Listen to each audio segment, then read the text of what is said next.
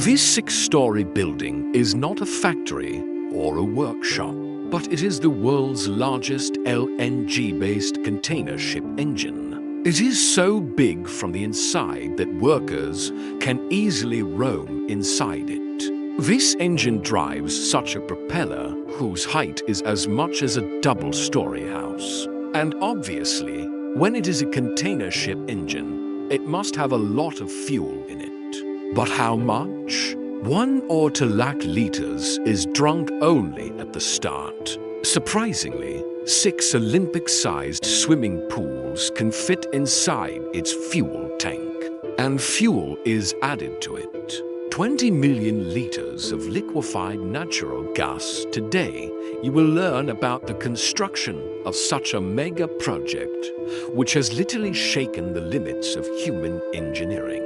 Welcome to Scope History Videos. Viewers, the 21st century is going on, but 90% of international trade is still transported by sea. Whether it is a small thing like a needle or the biggest car, you can guess this from the fact that according to flight radar, there are 15,000 to 20,000 aircraft in the sky at all times. And if you look at marine traffic, then at this time, when this video is being made, surprisingly, 308,000 cargo ships are traveling around the world. If we talk about the size of these cargo ships, we humans have already made the biggest ships. Bigger ships can be made than these, but then they will not be able to pass major canals such as the Suez and Panama canals. Therefore, now the competition is not to make big ships, but to make the most fuel-efficient ships. And this is what the French shipping company CMA-CGM did. They wanted to make the world's largest eco-friendly ship, which will not run on fuel such as diesel or HSFO, but will run on LNG, i.e., liquid form of natural gas. The length of this 400-meter-long ship is the same if football fields are placed in a line. Its width is 61 meters and higher than the Qutb Miner. The total weight of this ship is equal to 7 Eiffel Towers or 11,500 African elephants, i.e. 70,000 tons, and that too without any containers. A total of 23,112 containers can fit in this ship. Imagine their size with the fact that if these containers are placed in a line, it will become a 150-kilometer long line.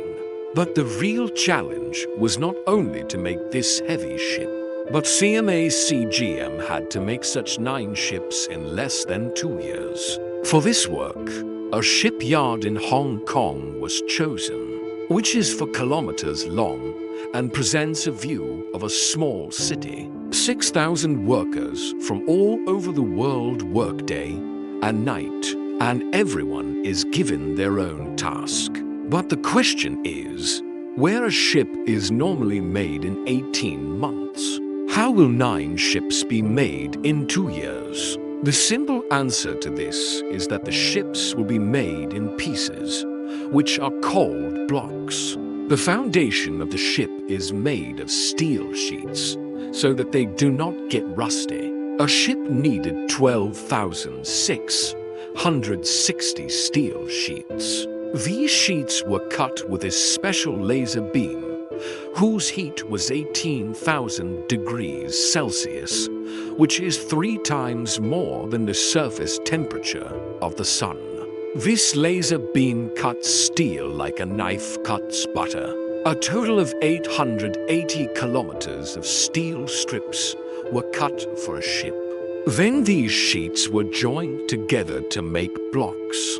These blocks can be as high as several-story buildings from the size of a room. And the wonder is that pipes, wiring, and other fittings have already been installed in these blocks. This is the last part of the ship which is made by combining 5 blocks.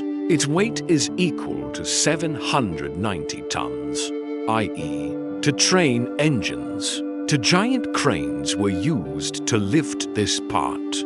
It was placed on the pre-existing deck of the ship with a very fine beam. And remember, even a mistake of 1 millimeter can ruin many months of hard work. Once the blocks are in place, it is now time for a never-ending process of welding. Surprisingly, a ship was welded a total of 1250 kilometers long. That is, if this welding is laid in one line, it will start from Karachi and end at Lahore. After welding, each tank was checked with a fine beam because the merciless waves of the sea do not forgive any weakness. So far, it was just a story of making solutions and blocks. The real wonder is in its engine. This ship will not run on traditional oils and diesel fuel. It has been designed to run on LNG, i.e., liquefied natural gas. This is a very big environmental victory because compared to LNG oil, it releases 99% less sulfur dioxide, 91% less air pollution, and 20% less carbon dioxide. This is a big step towards making sea travel clean. But if CMA-CGM wants to bring this revolution in the shipping industry, they will have to pay a heavy price. The biggest problem here was storing LNG in liquid form, i.e., a fuel tank in which LNG remained cool to -161 degrees Celsius. If it gets hot or the fuel tank insulation is not good, LNG will spread like gas, and then the game is over. This ship has to travel a long journey from Asia to Europe without refueling. For this, it is necessary to make a very large LNG fuel tank. But how big? Surprisingly, this is the largest LNG fuel tank in history, which has a volume of 18,000 cubic meters. It is so big from the inside that even 6 Olympic swimming pools can fit in it. In total, about 2 crore liters of LNG can be filled in it. But the real challenge is not to make such a big fuel tank in the ship, but to save this fuel tank from the heat. It is like making a giant thermos as big as 6 swimming pools in the ship. The company took about 9 months to make this fuel tank. Many layers of insulating material were applied to the walls of the tank, which protects the tank from the outside heat. Then comes the most important stage, leak testing. Because it is very important for this tank to be airtight, workers used a simple method for this. Soap water was applied to the joints, and then a glass container was placed, and all the air inside it was removed with the help of a compressor. If the joint is weak, the outside air will pass through it due to vacuum, and bubbles will be visible. In this way, the leak joints were identified and repaired again. After the leak test, the last layer of insulation was applied to it. It is just a special membrane of 1.2 millimeters thin steel. When the cold LNG of -161 degrees collides with it, the steel shrinks. It allows a wavy design steel to shrink and expand without breaking.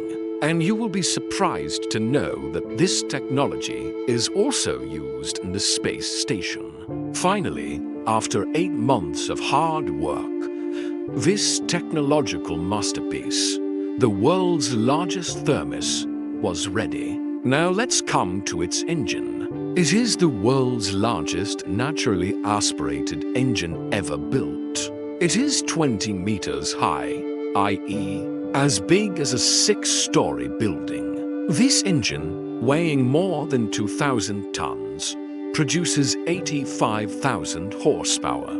It is so big that maintenance staff can even roam inside it. Bringing this engine to the shipyard was also a big challenge in itself. It was transported to the shipyard in 6 separate pieces. Its most important part is its crankshaft, i.e., the shaft that delivers the power of the engine to the propeller. This single crankshaft weighs 220 tons. A special remote-controlled platform with 140 wheels was used to transport it. And then it was installed with millimeter accuracy. This engine has 12 pistons with a diameter of 1 meter, and this crankshaft is attached to these pistons. This engine will run the propeller on the back side of the ship.